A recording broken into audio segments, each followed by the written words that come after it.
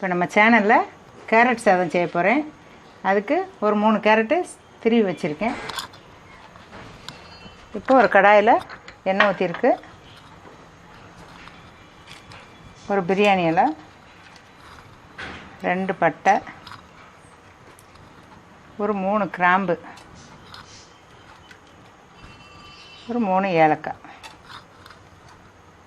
ஒரு 3 பச்சை மிளகாய் இப்படி கீறி வச்சுருக்கேன்.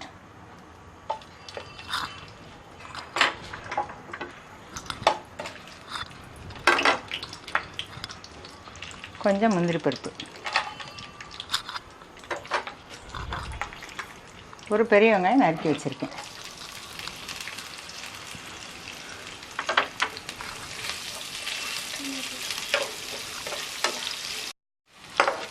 குழந்தைகளுக்கு கொடுக்குறதுனால நான் மிளகாய் 3 தான் போட்டிருக்கேன். இது அவங்களுக்கு லஞ்ச் பாக்ஸு கொடுத்து விட்டுறலாம், நல்லாயிருக்கும். இப்போ கொஞ்சம் வெங்காயம் வெந்துருச்சு, இன்னும் கொஞ்சம் வேகட்டும். கொஞ்சம் கருவேப்பிலை லேசாக போட்டுக்கலாம்.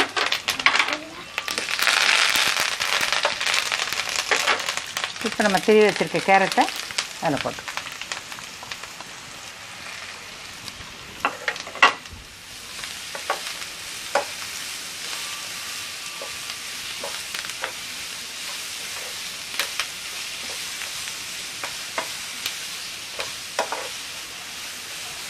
கேரட் போட்டோன்னே உப்பு போட்டுருங்க. உப்பு உங்களுக்கு எவ்வளோ தேவையோ அவ்வளோ போட்டுக்கோங்க.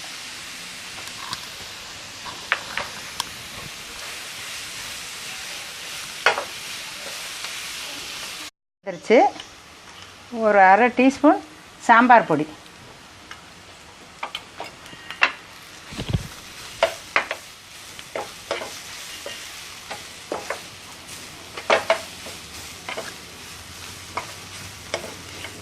சாம்பார் பொடி போட்டால் நல்லா வாசமாக இருக்கும். எலுமிச்சம்பழம், அரை எலுமிச்சம்பழம் புழிஞ்சு வச்சுருக்கேன். ரொம்ப ஊற்றாதீங்க, ஒரு அரை எலுமிச்சம்பழம் ஊற்றிக்கோங்க. சின்ன பழமாக தான் இப்படி எடுத்து புழிஞ்சு வச்சுருக்கேன்.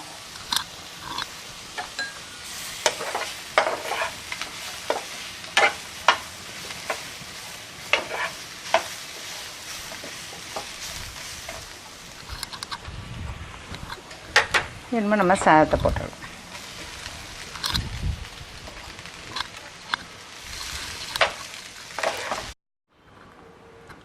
இப்போ வந்து இந்த சாம்பார் பொடி வாசமும் இந்த எலுமிச்சம்பழம் வாசமும் கொஞ்சம் போகணும். அதனால் ஒரு சிம்மில் வச்சு லைட்டாக ஒரு 5 நிமிஷம் லேசாக கிண்டி விட்டிங்கன்னா சூப்பராக இருக்கும் கேரட் சாதம். குழந்தைங்க விரும்பி சாப்பிடுவாங்க. ஸ்கூலுக்கு கொடுத்து கொடுக்கும். இந்த பச்சை மிளகா மட்டும் தனியாக எடுத்துருங்க குழந்தைகளுக்கு கொடுக்கச்சில.